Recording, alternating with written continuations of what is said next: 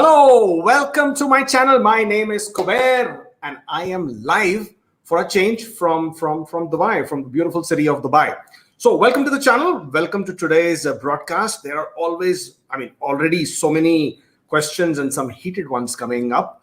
And somebody said, kitne sawal, bahut sawal, or we will try and sort of take a lot of these kitne sawals and figure out. But to start with, I hope I'm clear.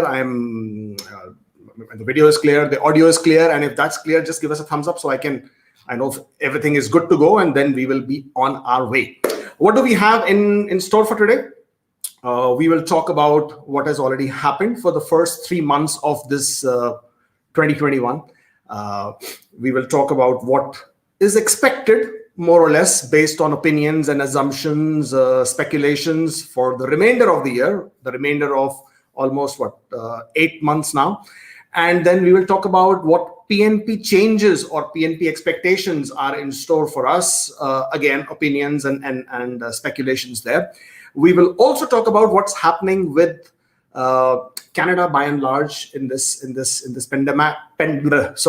pandemic scenario, and we will talk about what's happening with the federal skilled worker draws and what's going on there. And we will also talk about what's happening with the applications that are not being processed, COPRs that are not coming through.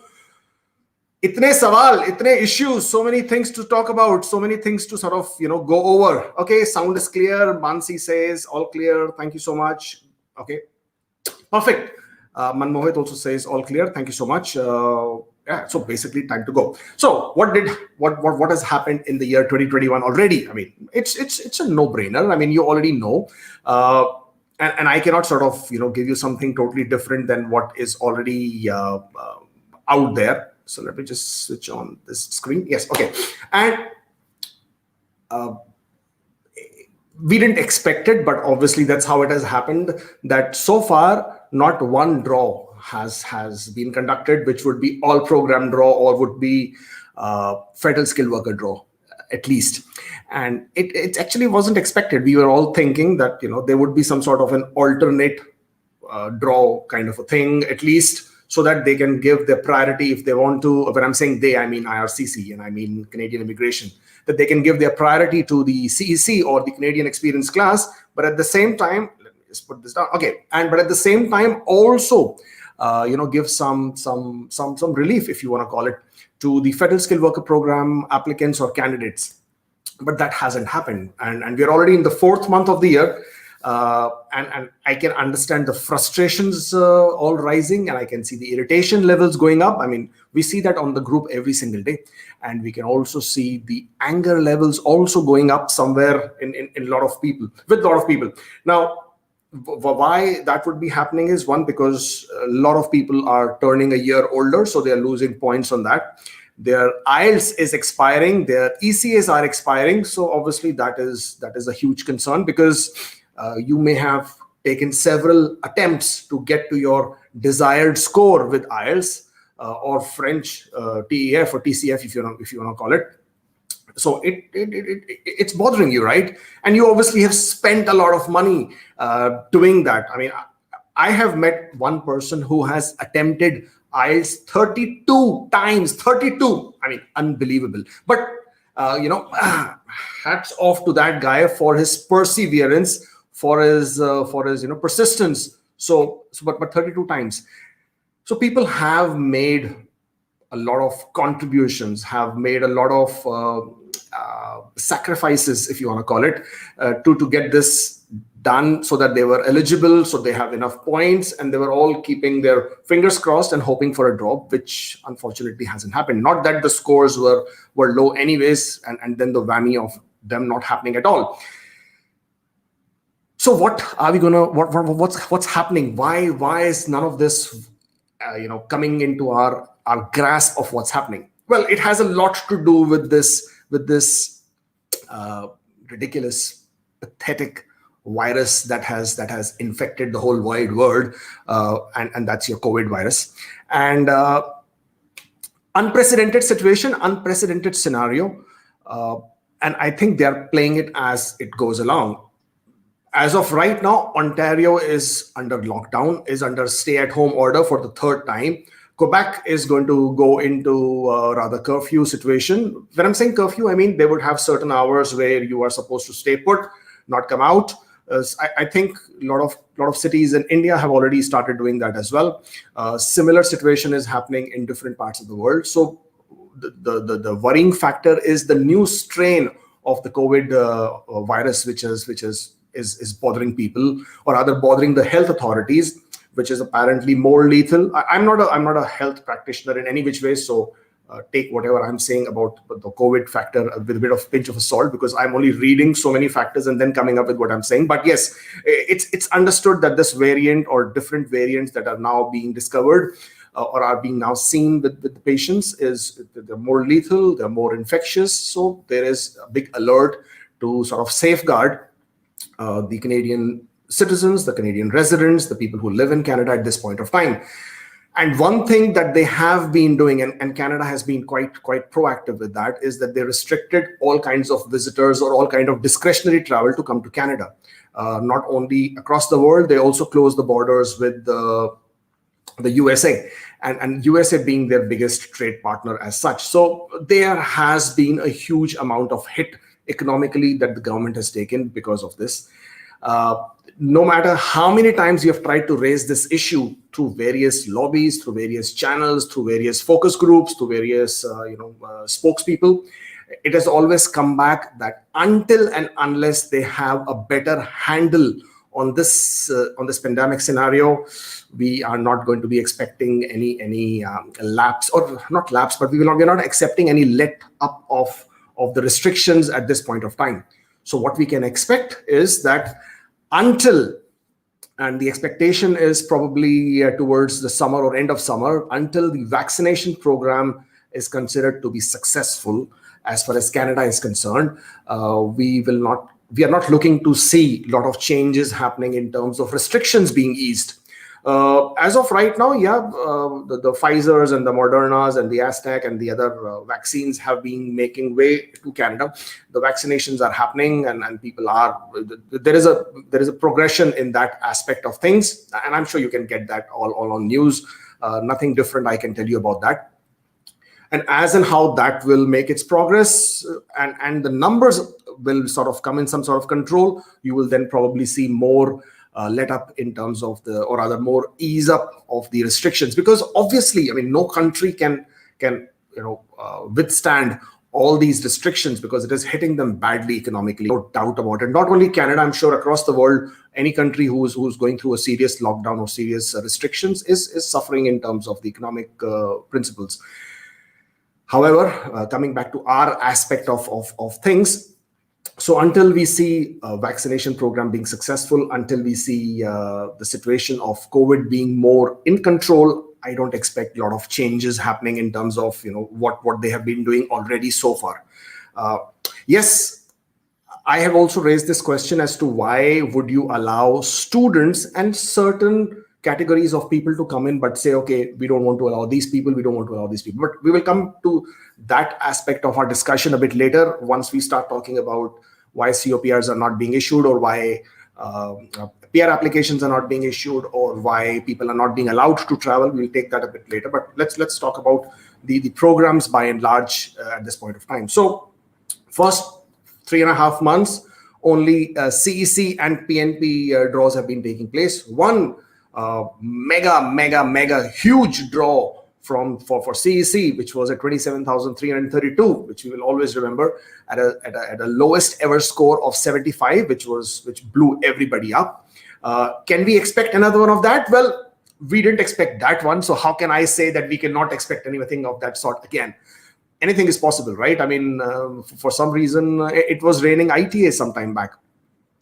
A lot of people have indicated to the immigration quota that was released last year and said that Canada will issue 108,000 ITAs. I do not know where they get the figure from, because I think they're just picking it up from the target and saying, okay, these are the number of immigration quota, and therefore these are the number of ITAs that will be issued. People forget that what is given as the immigration quota is for people, not for ITAs. There's a huge difference in that.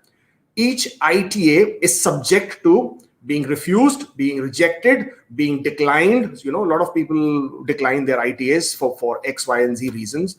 And obviously, once you do get your ITA, once you submit your application can be rejected and refused, of course. So 108,000 is the quota for that category of economic immigration, not really for ITAs. I do not know where that figure came from, but if you take into account that each application will again vary in terms of number of people in the application. You could be a single, you could be married couple with children. So there is a variety of number of people that will add to the quota.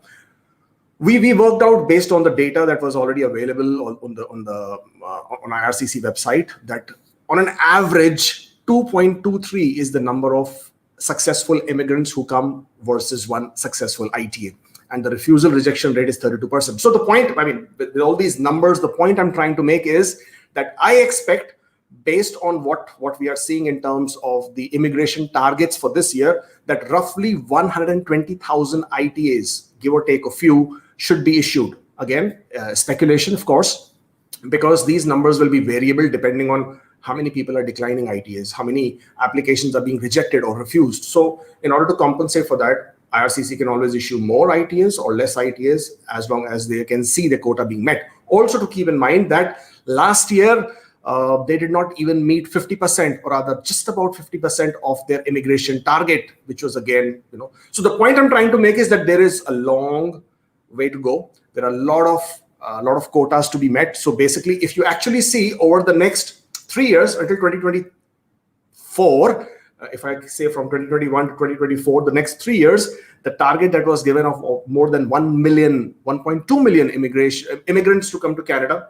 Out of that, if we calculate only the economic immigration, which would primarily be the Pnps and the express entry and the federal skilled worker and all these categories, you will have roughly 500,000, a bit more than 500,000. That would be the number of people that you would expect to be coming to Canada as immigrants under these programs. So that's a lot of quota to sort of fill up. So don't lose hope. Stay forever hopeful, because there is hope at the end. There's a light at the end of the tunnel. So there is hope there for you to sort of crack that. Yes, this situation, what is happening right now, it sucks. It definitely sucks. I agree with you on every single person who is out there angry, upset, frustrated, irritated. I'm with you on that. Okay. But it is what it is. All right. You and I, we can get upset, we can get angry, but can you and I make a decision on this? We cannot. We can only, squirm with what's happening. So let's take everything in perspective. Let's understand what's happening. To give you another perspective, the reason why students were being allowed to come in, because obviously students is a huge community which is a direct contributor to the Canadian economy. Okay, in excess of $25 billion is the education industry itself, or what they contribute to the Canadian economy in terms of the tuition fees that they study as international student, in terms of direct and indirect contributions by way of obviously, if they will come, they will spend money in terms of rent, in terms of food, in terms of living expenses. And not only that, international students also contribute by way of working, whether it's part-time or full-time after they have graduated within the job market. So they are an extremely crucial component of the industry. Having said that, as an international student, they have private insurance. Okay. And most of the students have been studying online. A lot of students did not come to Canada. They were given the exemption to study online until the 31st of December this year, and they would still be eligible for the postgraduate work permit. So they were given those certain exemptions so that while they could still enroll, while they could still come to Canada if they had to, they still had those exemptions. And they were their health care bill or money or expense, if you want to call that, would be their the private insurance for which they themselves are paying, versus a permanent resident who, once they come to Canada, for example, Ontario had a 3-month waiting period till you could avail their services, but under the COVID, they let go of that. Alberta is from day one. I think there are several other provinces who give the health services to the new immigrants from day one.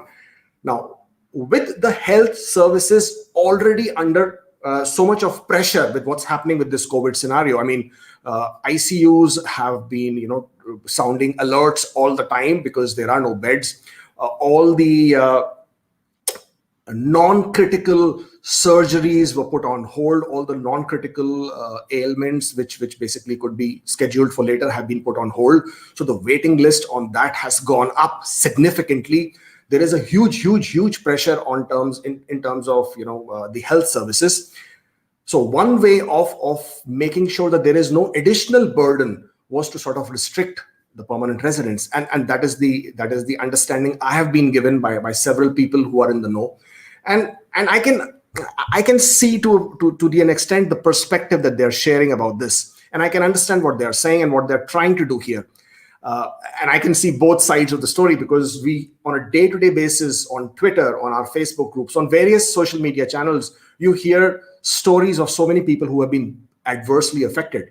But then, as a country, if you were a political leader of a country and you had a much larger picture to look at, you would probably have to take into account the interests of your citizens, your nationals, your residents first, before you were going to extend.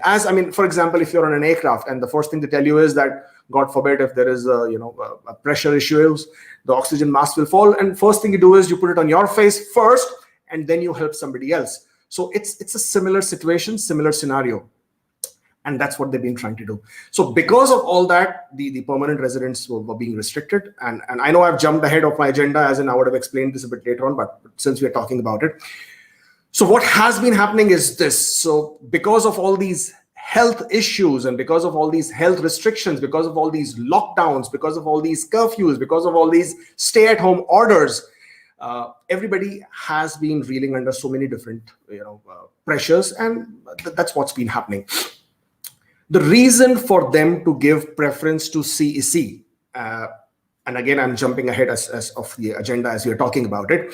The reason for them to give preference to CEC is because it is an understanding that a lot of these Canadian experience class applicants are already inside Canada.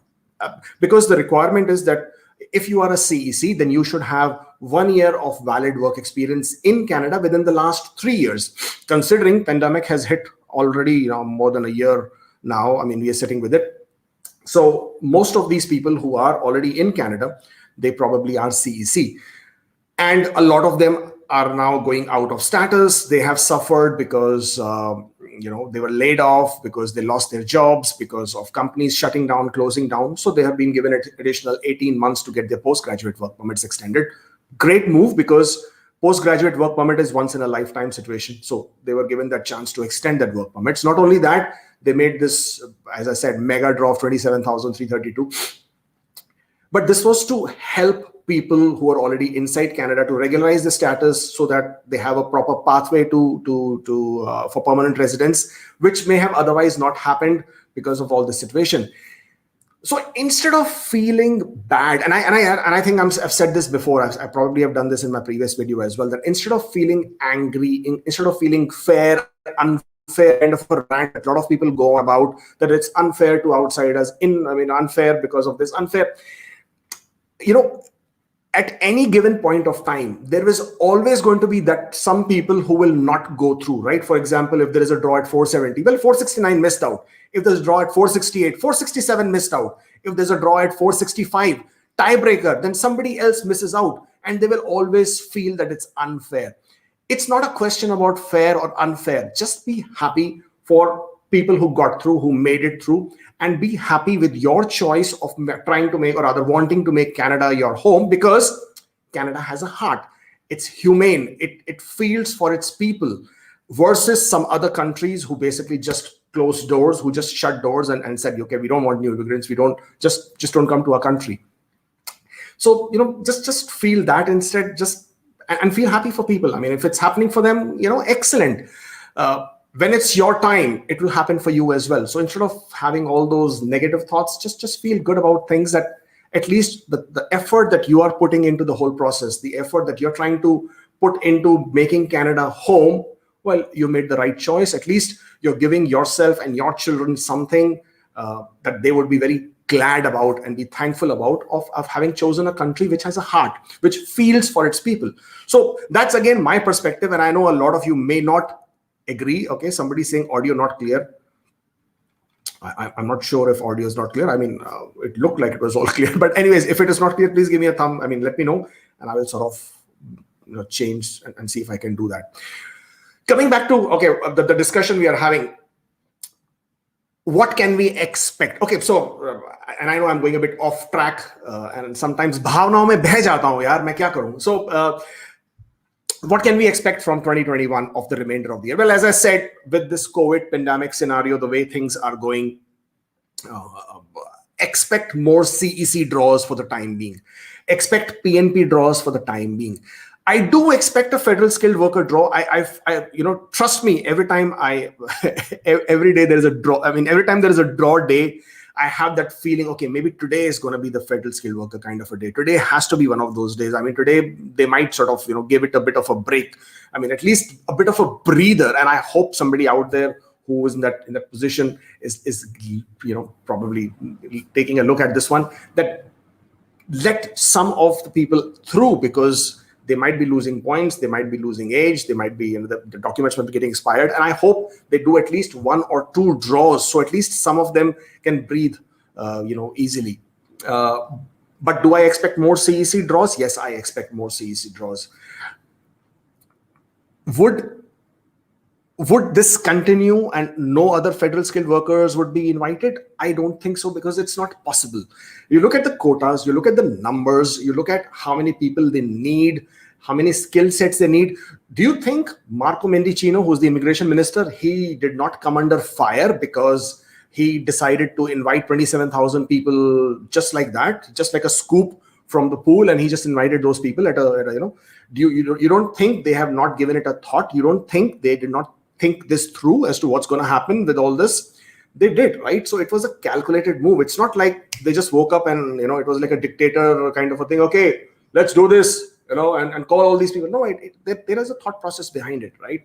And he did come under a lot of fire. There is this big group of people who was quite upset with the immigration minister having to make this kind of a decision.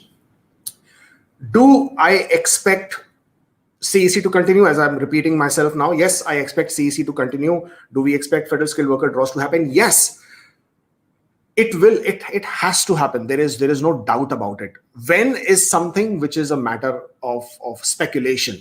I personally feel towards the summer, or rather mid-summer, is something where I can expect realistically to start seeing more federal skilled, or rather to see a federal skilled worker draw happening.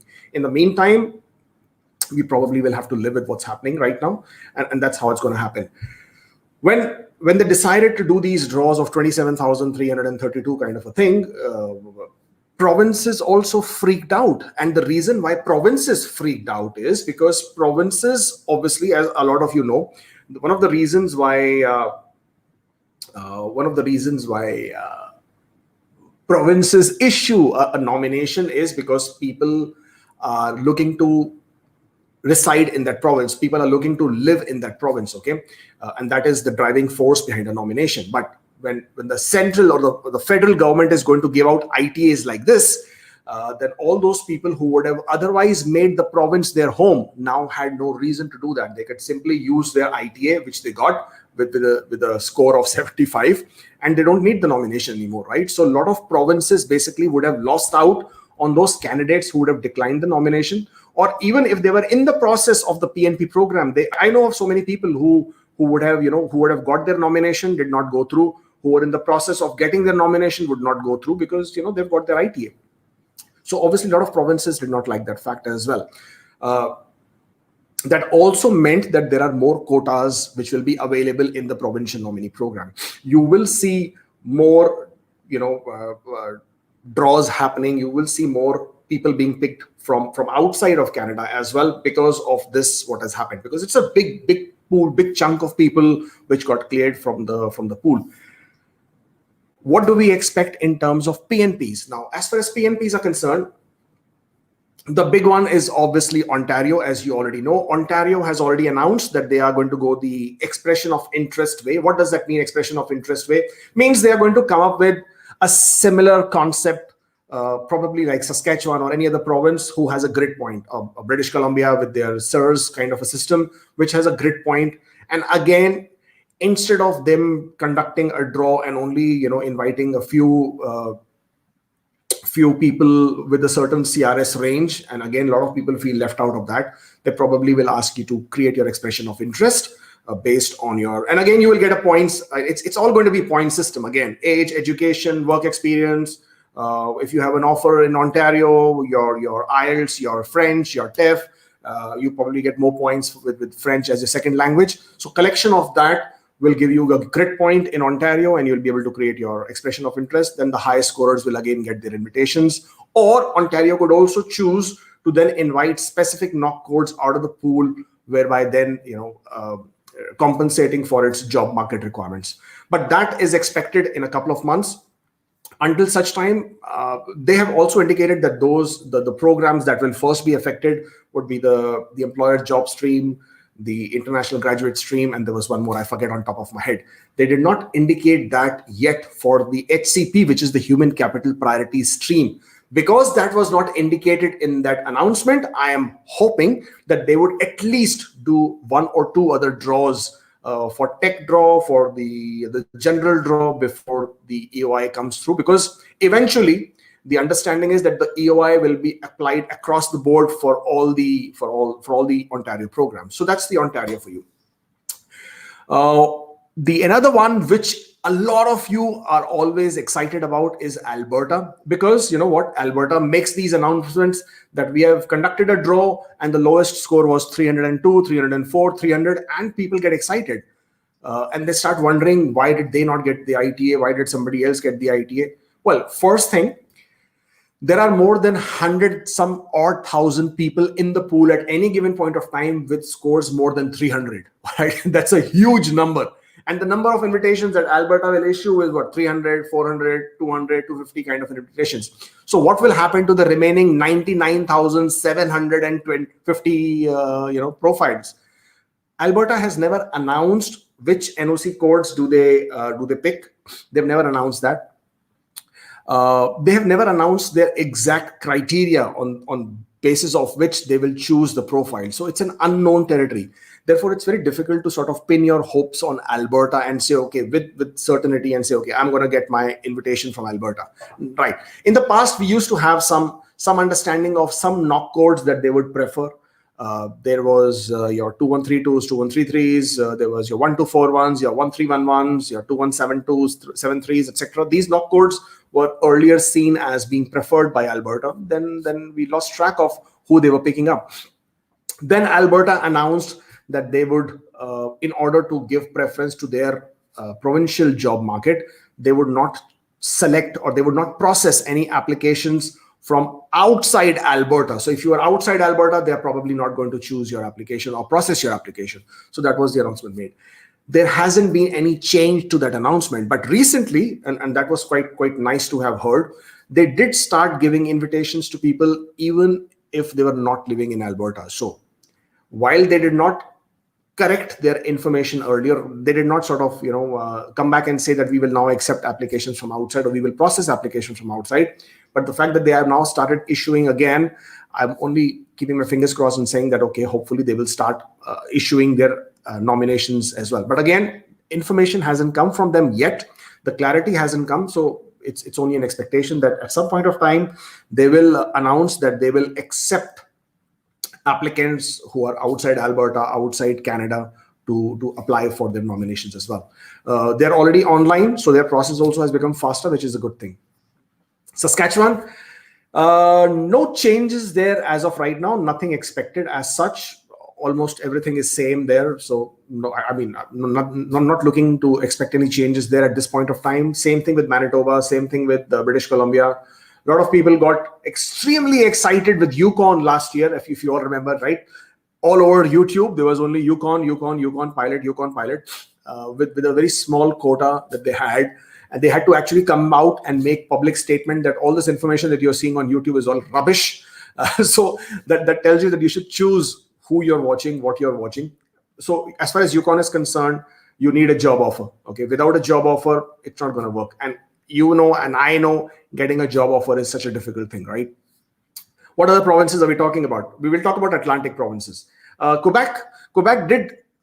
Quebec doesn't come as a provincial or a PNP program, but Quebec comes as a separate immigration program altogether, right? So they're not part of the Express Entry. They're not part of the other, the federal program. So they come as a separate program. But they did announce 3 programs a month back, and that has a lot to do with IT occupations. But again, the job offer and the work experience is what counts. So therefore, it's not something which attracts a lot of you who are watching right now. Then comes to what we will talk about is the Atlantic provinces, the Nova Scotia, the Newfoundland and Labrador, the New Brunswick, and the Prince Edward Islands.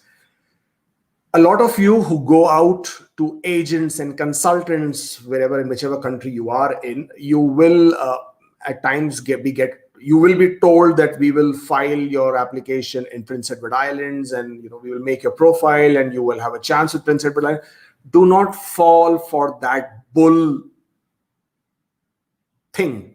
Okay, and the reason for that is Prince Edward Island is the smallest province in Canada, right? And their quota, their immigration quota, or the provincial nominee quota, is also very, very small. It's about 1,200 approximately, I think. I don't remember the exact number, but that's around what they have.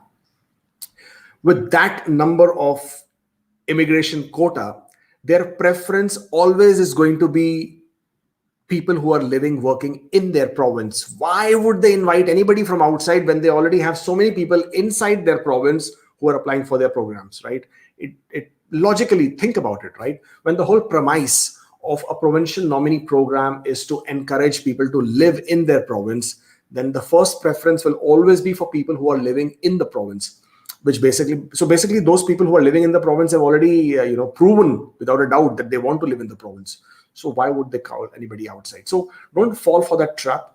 Having said that, it's not that people from outside Prince Edward Islands have never been invited. It's never happens. No, that's not true either. There have been few isolated cases that I know of who were invited, though they were not living in Prince Edward Islands. But can you count on it? Can you pin your hopes on it? Can you fall into that trap from all these consultants and lawyers and agents who tell you that? No, please don't. Don't fall into that trap. All right.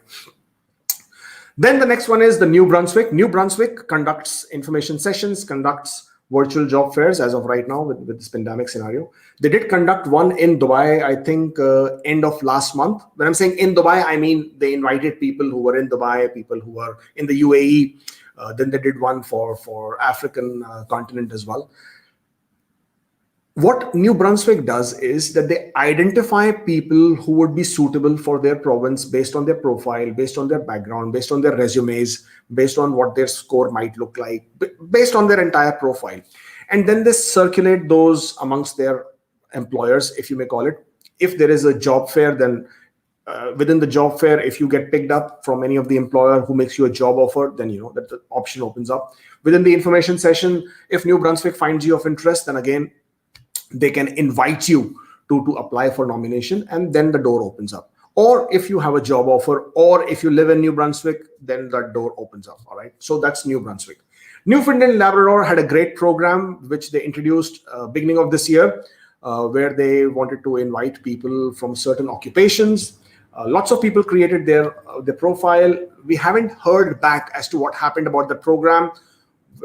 I mean, I'm quite excited to know what they will do with that. But the quota was very small, right? About 250 to 350 applications is all that they intended to invite from that particular program. Hoping to hear back from them to see what is the outcome of that, and probably to see more programs coming out from their side on that front. Because the good thing with that program was that they would give more points as you grow older, right? Only province who was doing that, and I love that. So they were actually giving importance to your work experience. They were actually giving importance to the fact that you have now matured, so you probably are more valuable to them. But I haven't heard back from them yet. So that is something which we have to look forward to, and at some point of time we'll hear back. Nova Scotia, we haven't heard from Nova Scotia at all. We did actually some time back, but nothing else from their side, no movement. So that is certainly around the corner. I expect Nova Scotia to be making their move very soon. Expect a labor market priorities draw at some point of time. Again, they have been very picky about the NOC codes that they prefer. They have picked 1111 in past. They have picked the registered nurses in past. They have picked the early childhood educators in past. Yeah, and there have been few other knock codes. Again, I don't remember them on top of my head, but then they have done that. Unfortunately, they closed their category B, which was a very, very popular stream. But because I haven't heard from Nova Scotia and all this while, I'm hoping that there is something cooking there, something nice cooking there, because they cannot restrict all the immigration just to one NOC code, right? They will need some more variety. Yes, the preference is again going to be for people who are living in the province, and they have a separate program for that. But that was one of the provinces, Nova Scotia, which would also invite people from outside. So my fingers are crossed, and I do expect to hear back on Nova Scotia at some point of time as a change in a program or a new program or new invitations being made in the labor market priority stream. AIPP has been formalized for people who do not know. I'm sure, I know a lot of people do keep in touch with these things, so they already know. But AIPP is now not a pilot program anymore. It's now been confirmed as a program. But the endorsements for AIPP, so basically the requirement for AIPP is that if you get a job offer, that has to be endorsed by the province under the AIPP, right? So that endorsement, which was earlier taking a month or so, is now taking significantly longer. And one of the reasons for doing that is that, one, obviously because we are in pandemic, so people are working less. And number two is that there was a lot of suspicious activity there in the AIPP program. So there is a stricter check.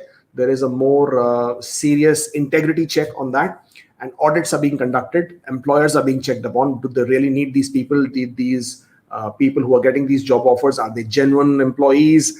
Did they get them from the employer, or did they, squeeze their way through? So all that checks are being made, and that's why another reason why those programs are being delayed at this point of time.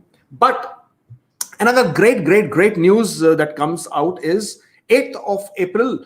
IRCC announced that they will now digitize all the paper applications, which is excellent, because this was long time coming. Earlier in the year, Marco Mendicino had announced that they would be looking to spend nearly $700 million to digitize and automate the immigration processes. They have to do something with the express entry system. It's falling apart all the time, the glitches and all that. But apart from that, the provincial nomination applications, the AIPPs, the RNIPs, and there are several other applications which were paper applications, are now automated. You can now submit them online on the IRCC portal, which is great news. Okay. With this, I'm also hoping that the spousal applications, the spousal sponsorship applications, which are otherwise paper applications, I hope they will automate that soon, because once they do that, so the whole purpose of doing this is so that they can fasten the process, because the paper applications take significantly longer. Current process time of a paper application could easily run into 2 to 2.5 to sometimes even 3 years, and that is excruciatingly a long time to wait, right? Sponsorship applications, spousal sponsorships, though they say 1 year, as of right now, 1.5 years is something which you can just expect with your eyes closed, but even longer in a lot of other cases. So with this automation coming into play, which they have already started putting into place from 8th of April onwards, a lot of these applications move online. They're all digitized, and therefore you can see a good thing happening over there. Right. So that was the roundup of what has been happening so far. There's some changes on the student application side, but that's people who are students, they already know about it. They already keep up to date with those things. What else have I got to talk to you about? If you're still watching and there is more than 300 of you, I want to see some more likes. I want to see some more thumbs up. I got only 25. If you're watching for all this while, which is now already 40 minutes into the stream, means there is something that you must be liking about today's video, right? So give us a thumbs up, and that's me getting motivated. So right, as much as I'm forever hopeful, I also need my dose of motivation. So let's see a bit more thumbs up. Yes, thank you. Now they're coming in, right? So, and do subscribe to the channel. Don't forget about that. Okay. And Okay, I can see some angry emojis also coming. I'm not sure why that one is, but well, you have your opinion, of course, to be angry for whatever reason you are. But do meditate, do some yoga. Probably it will ease up your mind and find you some peace. Okay. Now, the two factors that we still need to talk about is the COPRs, the people who have their COPRs, what's happening with them, and the processing of applications with people who are in the pipeline, right? These two factors I'm going to talk to you in a bit. In the meantime,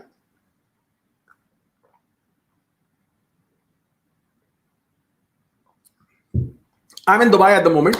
As you can see on my back, I actually have a great Burj Khalifa view, and that sort of makes for a nice, spectacular evening almost every evening. But I'm in Dubai, and I have been meeting so many of you who have been meeting me for in-person appointments.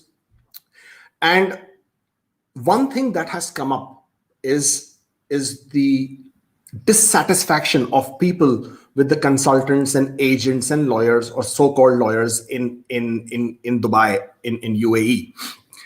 I have met more than 45 or 50 people so far, who have come to me for consultations one-on-one, right? And not one person had anything nice to say about the consultants in Dubai. Well, that tells you something, right? That tells you that if somebody is giving you a very easy way out, or if something is too good to be true, then it probably is. Don't fall into the trap. Be a smart customer. Everybody can, rather most of you can be eligible, right? So finding your eligibility is not a big deal. Just go onto the CIC website, figure out what you can do, what you can't do. Once you cross a certain age, it is going to be difficult, all right? Don't fall into the trap of these people who will tell you that we will get your file in PEI, we will apply for you in Ontario, we will apply for you in Saskatchewan. Ask them how, ask them the process, ask them to give you your eligibility factors, ask them to tell you what your points are, what the prevailing points are, when was the last time the scores dropped to your points, what your score is. Don't fall into the trap, okay? Somebody told one of the guys who came, he was told that for $30,000 he would be given a job offer to come to Canada, and the agent even told him that just pay us 5,000, we will not even charge you the rest, we will charge you once you get to Canada. Think about it. Why would somebody do that? It's a hot market, all right? Why would somebody give you a job offer for, first of all, 30,000, and secondly, then not charge you? Why? Think about it, right? When they're making it so easy, then it's a big issue. As it is, buying and selling of job offers is illegal, all right? If you have a job offer, even if it's a genuine job offer, but if it is discovered that you bought it and you are not a genuine candidate for it, you are misrepresenting, and with that misrepresentation comes a lot of heavy penalties. So be very careful when you choose your consultant, who you're talking to, what you're talking to. In most cases, let me tell you very, very straight and up forward, it's going to be difficult. So until and unless you really want to make Canada happen for you, there will be a price to pay. When I'm saying a price to pay, it's not always money, okay? When I'm saying price to pay, it would mean probably in terms of effort, in terms of you having to improve your IELTS, in you having to probably take up French as a second language. French as a second language has a huge advantage, but can everybody do it? No. Do you want to do it? Then that will depend on your first affinity towards the language. Two, how much time and effort are you willing to put behind it? Because getting desirable scores in French, which will give you these additional points, means you will have to probably spend a year and a half on it. Are you willing to do that? Three, you probably will have to come to Canada as a student. So that is an expense involved, payment price involved. Four, getting a job offer, which, as I just told you, buying is not the option.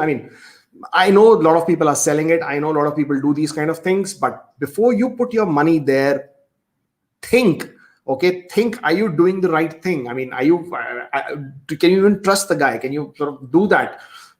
Be very careful, because this money that you're spending is a lot of money. Maybe you can use this money when you come to Canada for your own expenses, for your own life. Instead, choose to study in Canada. Take that chance. I know getting the approvals as a study permit is not easy. I absolutely understand that. You have to prove that you're a bona fide student. You or your spouse, either one of you, whoever is better suited to become a student, choose that student route. Spend that money which you would have spent on a buying these fake job offers, spend it on yourself, spend it on your investment. And if none of this is working, then maybe Canada is not for you, right? At the end of the day, Canada will have certain limitations on the quota.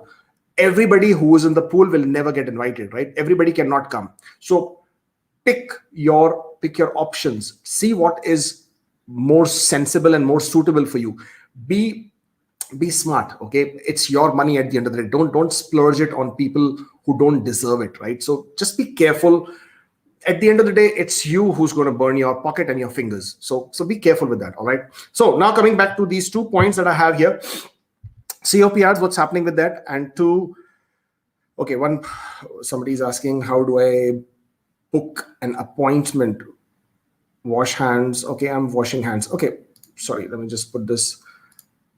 I'm in Dubai, and I'm in Dubai until the 15th of May. If you want to book an appointment, write to this email. When they will open the slots, and we are opening the slots probably once in a week, because we've got just too many things to do here. So when they open the slots, they will probably let you know when the slots are open, so you could do that. Or if you want to book a virtual appointment one-on-one to discuss your application, discuss your case, and see what's happening with you, if you have questions, queries, one-on-one, that's the link to make an appointment. Now, what's happening with COPRs? What's happening with the applications? Firstly, with the COVID happening and lockdowns happening, the number of staff who can work from the office, that numbers have reduced. For example, if the size of this room, which is pretty big, if 20 people could work from this office earlier, with the COVID protocols, now 20 people cannot work in this office. Probably only 5 people can work in this office, which basically would mean there's a rotation of staff going on. Yes, over the last 1 year, because by now we are already COVID smart, we already know that we have to work from home, etc. IRCC also made a lot of changes in the way things were being done with their staff, and a lot of staff could work from home. But there are so many processes in your application which is extremely confidential and sensitive, and therefore, no matter how secure the servers could be, but working from home is not always an option because of the sensitive nature of the whole process. So therefore, they have to probably come back to the office and then conduct and do the checks and application processes. This is going to create a backlog, because obviously, no matter how many staff you have, no matter how many facilities you have, and IRCC has been increasing the number of staff, they have been increasing the number of offices. But because of these COVID protocols, because of stay-at-home orders, because of lockdowns and shutdowns, it is going to affect. It's logical to understand that it is going to affect. So the processes have been slow, the backlogs have been there, and the backlogs will continue to happen. So one, expect longer processing times. 6 months is no more the gold standard of express entry average processing time. Yes, there have been few cases where the processes happen faster. Yes, they will continue to give more preference to people who are inside Canada, because it's faster for them to process and complete the application. Not only that, they also want to make sure that those people have regularized their status in Canada. So another sensible thing for them to do. Another thing is that because those people are already inside Canada, they can straight away give them a COPR and tell them you are a PR now. So those people don't have to send their passports for visa stamping and then come make an entry and come back to the port of entry. None of that. So for them to process people who are inside Canada is quite faster. This way they can also meet their immigration targets faster. So preference is going to be for them, number one. Number two, people who are outside Canada and they're all stuck. A lot of them, their applications have already been finalized, but they cannot release their passport request or PPR, is again for those reasons, COVID. Because even if they give you your PPR, even if you get your visa stamped, you cannot travel to Canada because there is a travel restriction. Because you cannot travel to Canada, it basically means that if you get your visa stamped, you will still not be able to travel, which basically means that your visas will expire. And if your visas will expire, means you will then again lose sleep, you will get anxious, you will get stressed, and you will get worried, and then again you will be hounding IRCC through web forms saying my visa is expired, please extend, please extend, please extend. Again, you won't get a response because there is so much of backlog and so much of work to be done. And again, you will be worried and what's happening and what's not happening. And again, at that point of time, IRCC will have to contact you. You will have to redo your medicals, and then you will have to again send your passports for stamping. Again, you will get your new extensions done. It's a lot of work. Okay, so what they have done is that I'm sorry, I was just reading somebody's comment and I'm laughing that. So the idea is to hold all these applications back. By holding these applications back, they would reduce all these additional work that would happen, because you cannot travel, because there are restrictions. You cannot travel because I've already explained in the beginning of the video. And if you're just joining us late, then maybe you can watch the video again. But because of this, they are not issuing. Even if your visas have been finalized, have been approved in the system, they are not being issuing it, right? Sorry about that. So at the time when they will release, or rather when they will ease out the restrictions, they will obviously have to release your passport request, right? I personally think that would be a better thing. I mean, I can understand you guys are anxious. You're thinking, okay, whether I will get my passport request or not, why don't they just give it to me and get it over with? It's a double-edged sword, right? If they give it to you, then again you're going to be anxious. If they're not giving it to you, then also you're going to be anxious. So as far as they're concerned, they're just saving themselves a lot of extra hassle and work. So they're not giving it to you. So, well, whatever happens, you can just have to wait for that. Second thing is for people who have already got their COPRs. Their COPRs have expired. Their COPRs have expired and they cannot travel. They're not getting their authorization to travel letter, and they're all freaking out. So for you guys, I have this, if you can see this, and this is an article which came in one of the newspapers. Let me just get rid of this first. Yeah, so this was the article that came in one of the newspapers, and it talks about the fact that Mendicino's office has confirmed that regardless of the validity of documents right now, we will ensure that new permanent residents approved after the March 18 can come to Canada once current travel restrictions are lifted. So what they are saying is that without a doubt, you will be able to come.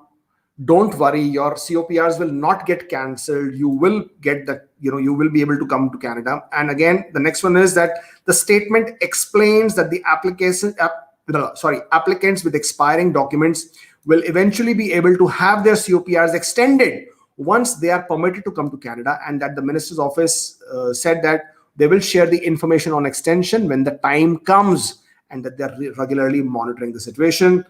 And they want you to be clear that you will not have to start your application process over again. This is something which was released, and it was again in a press release from the immigration minister, and this came up on CTV News article. And if you guys want to check, it was published on the March 11th on Thursday. So you can always go and take a look at that one. So basically what the point is that you don't have to worry about the fact that your COPRs will be cancelled and your applications will be cancelled and you'll have to start all over again. That won't happen. You will be given your COPRs extended when the time comes, when the time is conducive for you to travel. I have read so many stories. I have read so many incidents of people who have suffered because of this. And I absolutely feel the pain. I mean, there have been so many situations where, I know people very, very close who have suffered because of this. They probably have sold their houses or have, given out their houses, got the children out of the school. And with this pandemic, now they are stuck. They do not know what to do. When? The problem is the when. I'm sure people will be willing to wait if they knew when can they expect an answer. I think that is the biggest killer of all things. It is always testing your patience. It's always testing your stress levels. And that is, I think, the biggest issue with this whole process. The problem is nobody has the answer to when. Just when they expected that the COVID situation was in control, it went totally out of control to the extent right now Ontario has never been more stricter in their lockdown than like what is happening right now. They are more strict than they've ever been before. They are more worried than they've ever been before. The case numbers are more than they've ever been before. So whenever they feel they have a situation in control, they have a handle on the situation, it goes out of hand. So that is what stops them from giving an answer of when. And I wish there was a way of getting that particular date or the particular week or the particular month that, okay, come month of April or May or June or July, we will do this. But the problem is they cannot say that, and they cannot do that is because they don't know themselves. We have all been, from 2020, we have all been living in the hope that, next few weeks, next few months, 2021 will be better, but we are still in the same situation. So as difficult as this feels, and as hard as it feels, and as miserable as it feels, maybe it's for good, maybe it's for better. Okay, and that's all I can say. And I know it's not enough, and I know it sort of doesn't help you, it doesn't help the people who are in that situation. But that is the fact, and that is how it is going to be. That is how it is getting played out. And until things are more in control, I don't expect them to be making any changes with the process. I do expect that once the summer, I mean, we're almost at the start of the summer now. Very soon, we are already in the month of spring, or rather, this is the spring season as far as Canada is concerned. So summer starts very soon, and towards the end of summer, I expect things to sort of, with the vaccinations in control and the case numbers coming down, hopefully, and we should see some changes. So probably, and my expectation is third quarter, and I've been saying this again and again. Third quarter is when I expect to see bigger movement, bigger changes, more draws happening, PNP programs becoming more relaxed, travel sort of returning back to normal in some way or the other, COPRs being released, the extensions being given out. So for me, I personally, in my opinion, I feel third week is what I can expect, or I feel would be some time when you can look at. Somebody's asking, if I take vaccine, can I travel to Canada? Well, as of right now, they haven't given any such exemption. Even if you are vaccinated, you still need to quarantine. Even if you are vaccinated, you still need to undergo the 3-day hotel quarantine if you are to arrive in Canada by air. So yeah, that situation still remains. Now, since I have now covered my long agenda and we are already 1 hour into today's stream, let's take some questions. Kennel says, many people are stuck at security check. Can you share information on that? Well, first of all, you are saying many people are stuck. How do you know many people are stuck? What you see on the notes is not always what is happening on the back end. Sometimes they're not updated. Sometimes they're updated late. Sometimes there is a genuine reason for security check. To generalize this is not really, doesn't make sense. So there is no blanket reason for a lot of people going under security check. If there is a reason for somebody to be checked a bit more extensively, well, then so be it. I mean, but if there is nothing to, there is no hidden skeletons there, people don't have to worry. Sometimes the name matches with another person. Sometimes the background matches with another person. And that could be a reason for concern for the country. As far as the country is concerned, as far as Canada is concerned, their security will always be the top priority. It's every country's national interest, right? So if they need to take that extra effort or extra time to clear somebody, well, so be it. Bolu Bear says Pakistani with Chinese vaccine will not be allowed to Canada as efficacy is less than 52% as per WHO norms.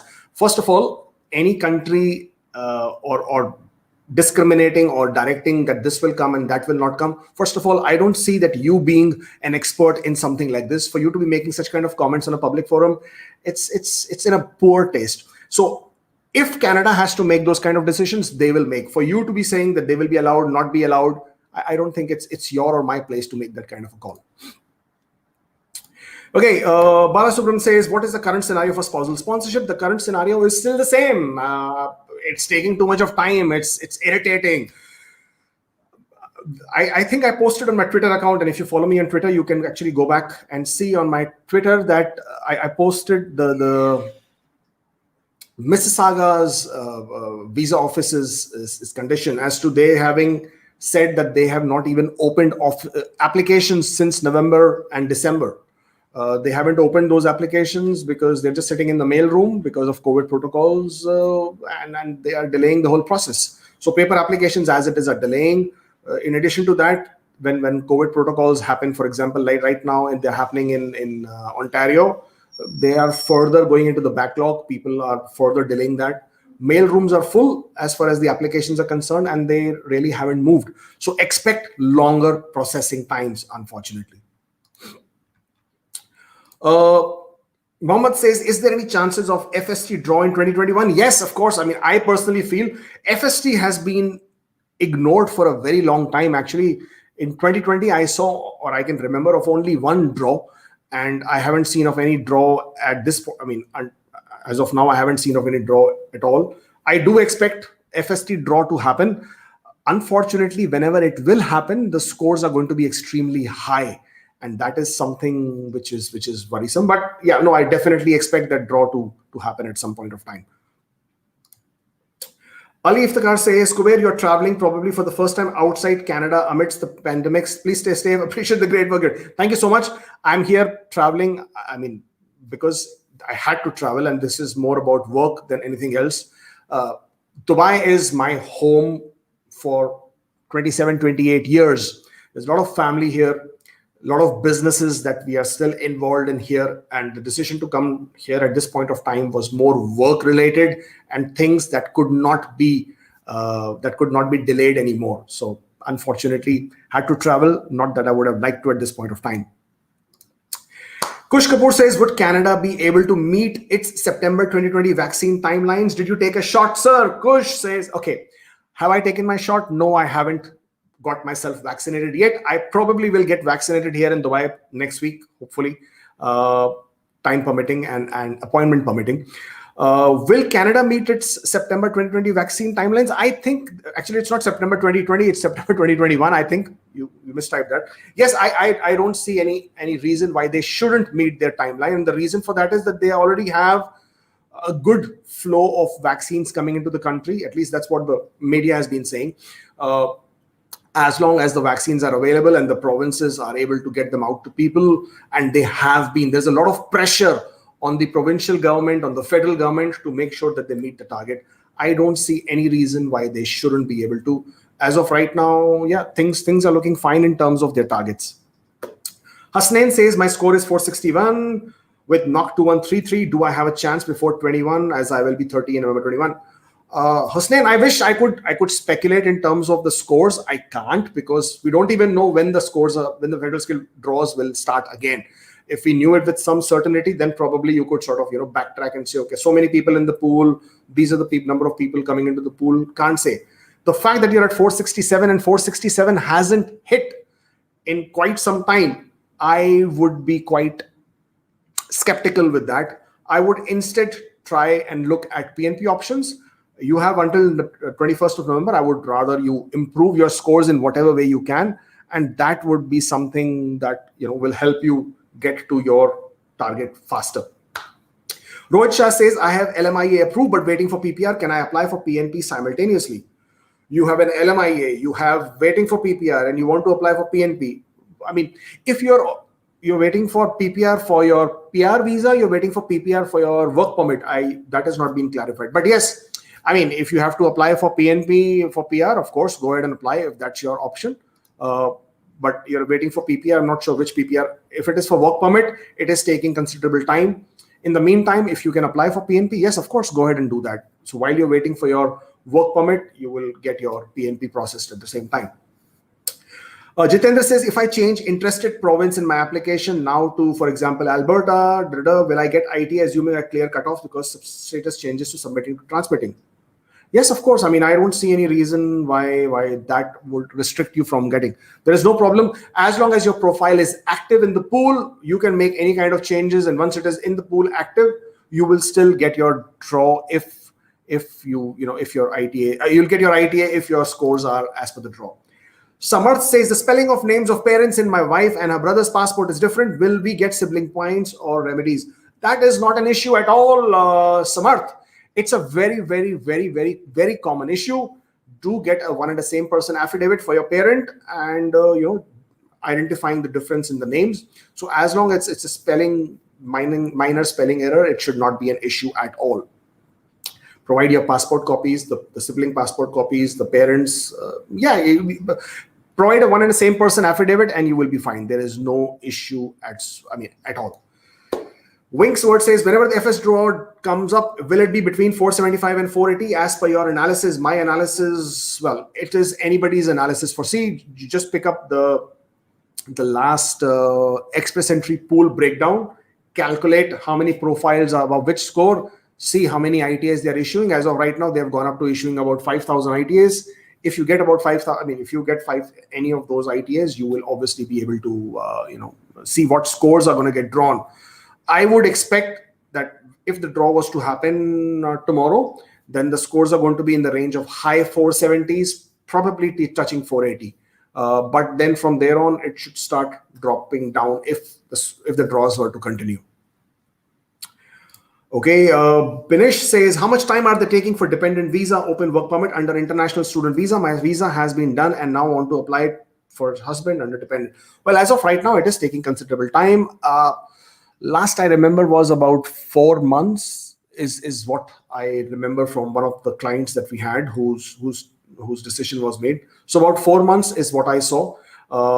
But it's a variable factor, could depend a lot to do with which country that the person is in, what is their home country, what is their processing country, and based on that, it could change and it could vary.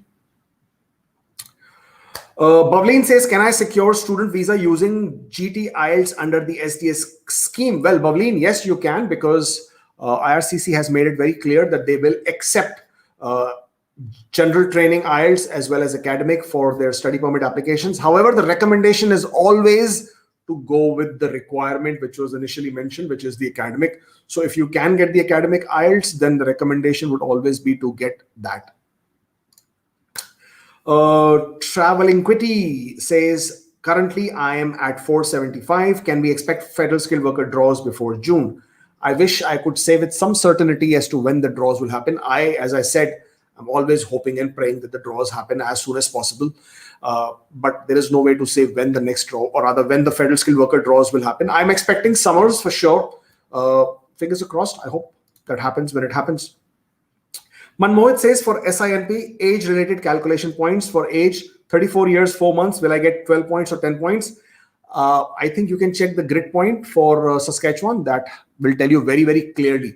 If you are not 35-year-old yet, the points will be for 34. If you are 34, then the points will be for 34, right? So the period between the age, so 34 years and 4 months means you're not 35 yet. So your points will still be for 34. Murari says, can you explain a bit about 11 days quarantine post the hotel quarantine as per IRCC guidelines? Okay, well, it's quite simple and straightforward. You will need to give your quarantine plan at the time of arrival in Canada and in your ArriveCan app.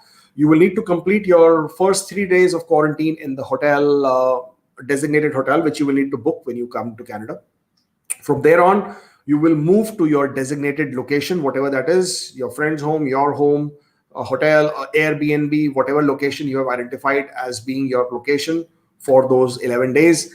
In those 11 days, you will be given instructions by the health authorities as to when do you need to take another COVID test. I think there are 2 self-tests being given for the 7th day and the end of the period. You will have to quarantine. You can expect visits from health authorities to check if you are maintaining your quarantine. And you will also probably have to update your condition and your location every day using the ArriveCan app.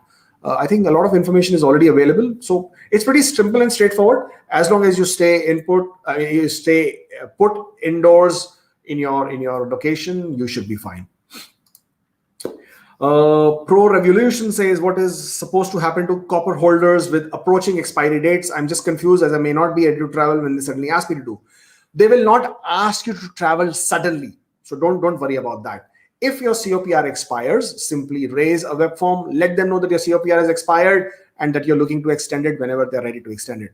And from there on, then simply wait for them to come back to you as to when they will start extending COPRs. At that point of time, they will send you a message, they will notify you, they will probably ask you to redo your medicals in most cases. And if you have to redo your medicals, then go ahead and do it. Once you've done it, they will reissue your COPR and PR visa with new validity dates, with which then you can travel at a later time.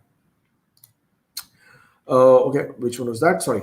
Shubham says my score is 441. Will it be a good move to apply for PNP for BC, Alberta, or Saskatchewan? I have 5 years, 6 months of IT experience. Well, Shubham, each province has a different program, and I obviously cannot do that assessment right now. It is for you to go and check individual provincial website, check their criteria, check their eligibility factors, check their past trends, and see which knock codes, which score, what has been their grid points, what has been their scoring criteria, what gets picked, when it gets picked. And based on that, if you have a chance, if you are eligible, go ahead and apply. Damanpreet says, what about jobs as per media that a lot of Canadians are jobless? Can you share your experience as to what you foresee? Well, good question, Damanpreet. People have lost jobs across the world. I mean, the whole, I can't think of any place in the world which will say that job market is good, job market is better. People have lost jobs everywhere, right? But to say that the jobs are not happening is not true. Probably there are more jobs in the survival job market than there ever have been, whether it's logistics, whether it's the food, whether it's the services, not necessarily the hotels and the tour operators, because those have been the ones that have been largely hit. What I feel is that once things get back to normal, there is so much of pent-up demand that, over the last 1 year, people haven't traveled, people haven't shopped, people haven't got out. They have more savings than they have ever had before. They have more disposable income that they have ever had before. In collection of all that, there is going to be an explosion of demand in various sectors once the situation is better.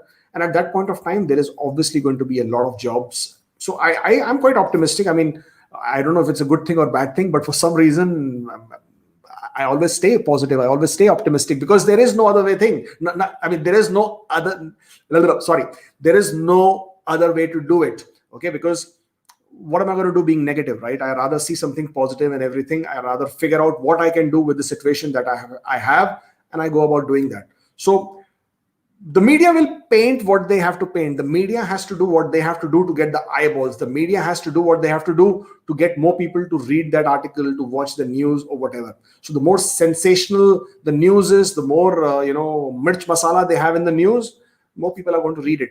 So take it with a pinch of salt. Instead of that, go and check on LinkedIn, go and check on Job Bank, go and check on the Indeed. Check your industry type, see what's happening with the jobs, and that will give you a better idea. Or instead of, or connect with the peers in your industry or in your job market and see if something is working for you. And that way, that would be a more realistic on-ground approach of what's happening than only blindly trusting what media is telling you. And last question, I added my spouse in HPS. I do not know what you mean by HPS. Ontario, still my CRS is within Feb draw. I hope I will not be in trouble. Well, I'm not really sure what you mean, but what you are saying in this is that your CRS score is within the draw. Well, as long as your score stays equal to or more than the drawn score, you are always going to be safe. So there is nothing for you to be worried about there. Okay, last question. Karambir says, my AOR is 1st of January. Exchange rates are in INC more and have reached 60 INR. My eligibility is passed as per call center. Should I add more money and raise web form as I can handle till 61 only? No, just relax. If your eligibility is passed, you're fine. Don't worry about it. Okay. You provided the documents as per your exchange rate. God forbid if the exchange rate has gone up at any point of time, if IRCC is worried about your proof of funds and your funds being less than the actual exchange rate on that particular day, they probably will ask you for updated proof of funds. So don't need to worry. You said you can handle till 61. You're good. And you said your eligibility is already met. So you should be fine. Wish you all the best. I hope you will get your PPR as and when they start releasing the PPRs.